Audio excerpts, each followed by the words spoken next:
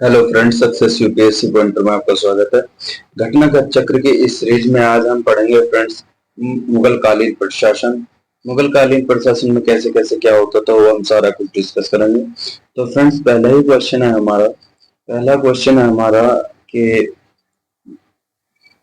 Question हमारा friends,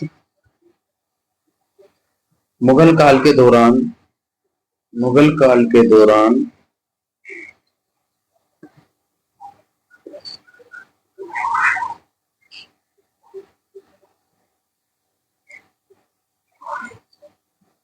Mughal काल के दौरान मुगल काल के दौरान जिले को किस नाम से जाना जाता था? जिले को फ्रेंड्स सरकार के नाम से जाना जाता था। मुगल काल के दौरान जो है मुगल प्रशासन में जिले को सरकार के नाम से जाना जाता था। शासन की सुविधा प्रत्येक सूबा प्रांत में बटा होता था। सरकार को पुनः परगना के महल में विभाजित किया गया था।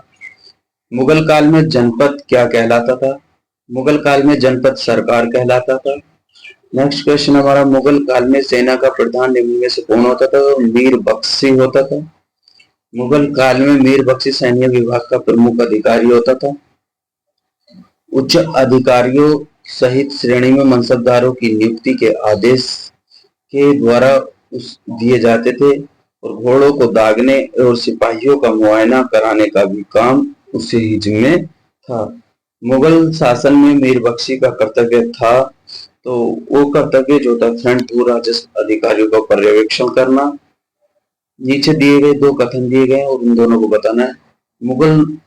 मुगल साम्राज्य मूल रूप से सैनिक राज्य था, ये सही बात है। केंद्रीय शासन व्यवस्था के विकास के प्रमाणीकरण उसकी सैन्य शक्ति पर निर्भर थी, ये दोनों ऑप्शन ठीक है। ठीक है फ्रेंड्स, नेक्स्ट क्वेश्चन है हमारा, निम्न में से मुगल सेना का चिकित्सक नियुक्त किया गया था?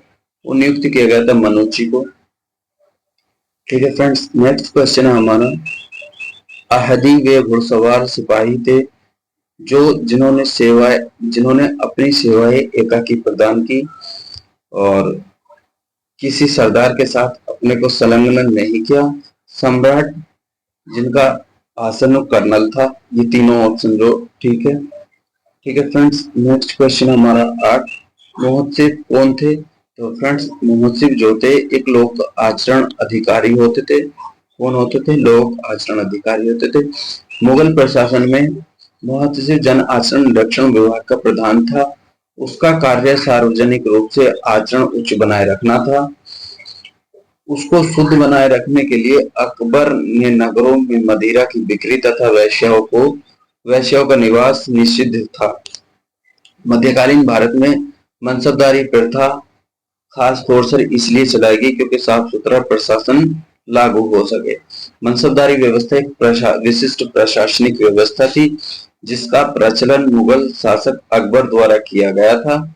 संभवतः दशमलव प्रणाली पर आधारित मंगोलों की सैन्य व्यवस्था, जिसकी छाप दिल्ली सल्तनत के सैन्य संगठन में दिखाई पड़ती है, मुगलों की सैन्य व्यवस्था के आधार पर रही होगी और मनसबदारी प्रथा को लागू करने का मुख्य उद्देश्य साफ सुथरा प्रशासन को लागू करना था।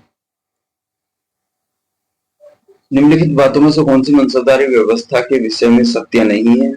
उनका सवार जात पात से अधिक हो सकता था, ये गलत बात है क्योंकि मनसबदारी व्यवस्था के अंतर्गत 33 वर्ग आते थे जहां उन्हें मशरूत एवं शर्त प्राप्त होते थे। अकबर ने 40 वर्ष में जात सवार जैसी दोहरी व्यवस्था लागू की, जिस मनसबदार ने अपना जात या व्यक्तिगत दर्जे के अनुरूप रखने की अपेक्षा की जाती थी, उसे उसके दर्जे की पहली कोटि में जिससे आधे सवार रखना अपेक्षित था, उसे दूसरी कोटि के अफसर जिसे आधे से कम सवार रखना अपेक्षित था, तीसरी कोटि में रखा जाता था सवार पद जाता था कभी ऊपर नहीं हो सकता था। इस व्यवस्था में सैनिक और असैनिक अधिकारियों को सेवा वर्ग एवं लोग अधिकतर सरकारी सेवा में सोपान एवं प्रवेश करके अमीर एवं उम्दा दर्जे के ऊपर जाने की आशा कर सकते थे। मुगल मनसबदारी व्यवस्था के बारे में निम्न कथनों पर विचार कीजिए और नीचे दिए गए कोट का उत्तर का चयन कीजिए। जात सवार प्रदान किए जाते थे, मनसबदार अनुवांशिक अधिकारी होते थे। दोनों, ये गलत ऑप्शन था, ये मनसबदार 3 वर्ग के थे। ठीक है। क्वेश्चन नंबर आता है आईएएस के प्री 2019 का, मुगल भारत के संदर्भ में जागीरदार और जमींदार के बीच क्या अंतर है? तो जब इनमें से जो जागीरदारों के पास न्यायिक एवं पुलिस दायित्वों एवं भूमि आवंटनों का अधिकार होता था, जबकि जमींदारों के पास राजस्व अधिकार होते थे और उनके राजस्व उगाही कर सकते। तो फ्रेंड्स, ये गलत ऑप्शन है। जमींदारों की भूमि वंशानुगत होता और जमींदारों पर राजस्व वंशानुगत नहीं होते थे। ये भी ऑप्शन गलत है, इसलिए आंसर निकल जाएगा ये। ठीक है फ्रेंड्स, नेक्स्ट क्वेश्चन हमारा 13 है। मुगलकालीन भारत में राज्य की आय का प्रमुख स्रोत क्या था? तो भू राजस्व था। मध्यकालीन भारत में राज्य की आय प्रमुख स्रोत राजस्व था। बाबर के समय संपूर्ण भूमि एवं जागीरों में बांट दिया गया। हुमायूं ने अपने समय में भूमि सुधार के लिए कोई कार्य नहीं किया। शेर शाह ने अपने समय में एक सुव्यवस्थित लगान व्यवस्था का प्रबंधन किया, परंतु वह व्यवस्था इस्लाम शाह की मृत्यु के पश्चात नष्ट हो गई। अकबर प्रथम मुगल सम्राट था जिसने लगान व्यवस्था को सुचारू रूप से स्थापित किया और मध्य युग का श्रेष्ठतम लगान पद्धति का निर्माण किया। उसके शासनकाल में सामान्यतः उपज 1/3 भाग भू राजस्व के रूप लिया जाता था, जहां शाहजहां के काल में भूमि राजस्व बढ़कर 50% हो गया। मुगल प्रशासनिक शब्दावली में माल प्रतिनिधित्व करता था, तो भू राजस्व का कारण था। मुगल सम्राट जिसने तंबाकू के प्रयोग पर निषेध लगाया वो जहांगीर था। पुर्तगाली द्वारा 1605 में तंबाकू भारत में लाया गया। इसके बाद ही तंबाकू भारत में जन सामान्य से बहुत लोकप्रिय हो गया। कुछ ही वर्षों में तंबाकू पीने की लोगों में आदत बन गई, जो कि नुकसानदेह आदत से बचने के लिए सन 1617 में जहांगीर ने इसको बैन कर दिया था। मुगल प्रशासन में मदद ए माश इंगित करता है, तो विद्वानों को दी जाने वाली राजस्व मुक्त अनुदान भूमि है। मुगल काल में विद्वानों एवं धार्मिक लोगों को दी जाने वाली राजस्व मुक्त अनुदान भूमि मदद ए माश कहा जाता था। इसे सयूरगुल कहा जाता था। दान दी जाने वाली समस्त भूमि का निरीक्षण सद्र करता था। सद्र यह भी दायित्व था कि इन अनुदानों का दुरुपयोग न होने पाए और भूमि स्थानांतरित नहीं होती थी और अनुदान गिराही के पास वंशानुगत रूप से रहती थी। मध्यकालीन भारत के ऐतिहासिक स्रोतों में चकला शब्द का प्रयोग हुआ। चकला शब्द का प्रयोग किस लिए होता था? सूबा और परगना के बीच क्षेत्रीय इकाई था, लेकिन सरकार के समानार्थी नहीं था।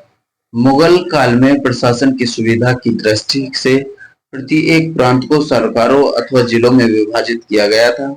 प्रत्येक सरकार के अनेक परगनों में विभाजित एवं प्रत्येक परगनों के अंतर्गत अनेक गांव होते थे। जहां शाहजहां के काल में कुछ परगनों को कुछ एक मिलाकर एक नई चकला का संगठन किया गया। मनसबदारी व्यवस्था के संदर्भ में कौन सा कथन सही नहीं है? मनसबदारी व्यवस्था के संदर्भ में मनसबदारी व्यवस्था राज्य कुलीन वर्गों से संबंधित जिसे अकबर को प्रारंभ ने किया था, तो ये गलत ऑप्शन है फ्रेंड्स। मनसबदारी का पद पैतृक था, ये ठीक बात है, क्योंकि इसका ऑप्शन अब निकल के आएगा ए। मुगल काल में मनसबदारी पद्धति की शुरुआत अकबर के काल में हुई। उसके शासनकाल में 11वें वर्ष से मानी जाती, जिसे जात और सवार पद का विभाजन अपने शासनकाल के 40वें वर्ष किया गया। मनसब मुगल नौकरशाही में पद और वरीयता का क्रम में निर्धारित करता है। यह प्रशासनिक सैन्य पद था। मनसबदारों की नियुक्ति और उनका वरीयता क्रम बादशाह निर्धारित करता था। केवल सेवा काल तक ही पद रहता था, अर्थात वंशानुगत पैतृक पद नहीं था। एक तरफ फिर आया कारण, एक तरफ आया निष्कर्ष, ये बताना है।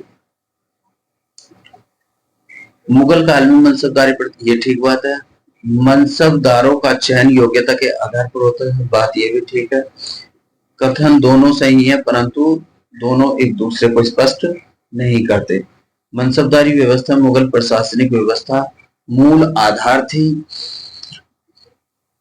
अकबर शासनकाल के 11वें वर्ष में पहली बार मनसब प्रदान किए जाने के साक्ष्य मिलता है। मुख्यतः यह चयन में योग्यता का मानदंड होता था और इसका कथन कारण दोनों सही है।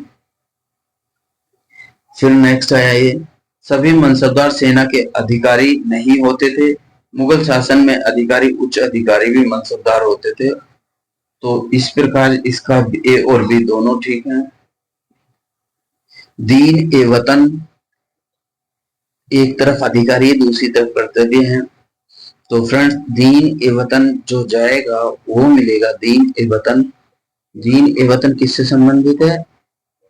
ये है बी से। दीन ए वतन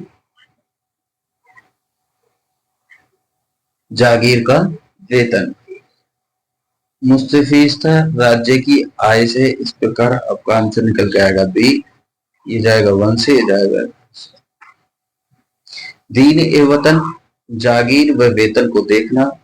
मुस्तरफी राज्य की आय का निरीक्षण करना। मुशरिफ कार्यालय को संभालने के लिए। और वाकियानीस जो है प्रमुख घटनाओं व फरमानों को सूचीबद्ध करना। क्वेश्चन नंबर आता है हमारा फ्रेंड्स 22 में, क्या अकबर ने शेरशाह की तरह राज्य के सिक्कों का प्रचलन को नियमित करने का प्रयास किया? और शेरशाह की मुद्रा पद्धति के समान अकबर के समय में ताम्र का प्रमुख सिक्का दान था।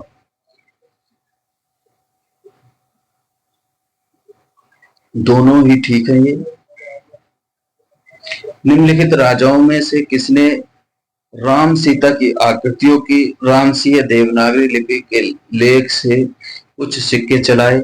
वह डी है अकबर। मुगल शासन में तांबे का सिक्का कहलाता था, वो कहलाता था बी दाम। टकसालों में सोने और चांदी के तांबे सिक्के डाले जाते थे। चांदी का सिक्का रुपया कहलाता था और दाम अकबर द्वारा चलाया गया तांबे का सिक्का था जो रुपए के 40वें भाग के बराबर होता था। निम्नलिखित में से किस शासक ने शाहरुख नामक चांदी का सिक्का चलाया था? तो फ्रेंड्स वो चलाया था इनमें बाबर ने। बाबर ने चांदी और तांबे का सिक्का चलाया। चांदी के सिक्के को शाहरुख कहा जाता था। मध्यकाल में बटाई शब्द का अर्थ था तो लगान का निर्धारण का तरीका।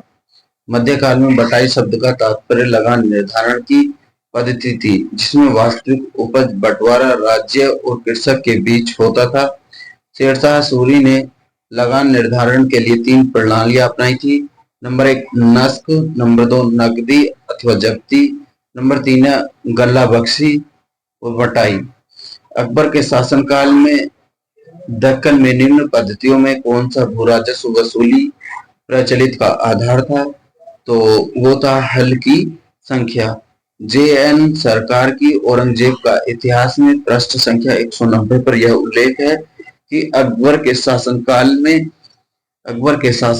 में उत्तर भारत में दीवान टोडरमल द्वारा भू राजस्व वसूली की व्यवस्थित पद्धति स्थापित की गई थी, लेकिन दक्कन में इस प्रकार की व्यवस्थित पद्धति का अभाव था।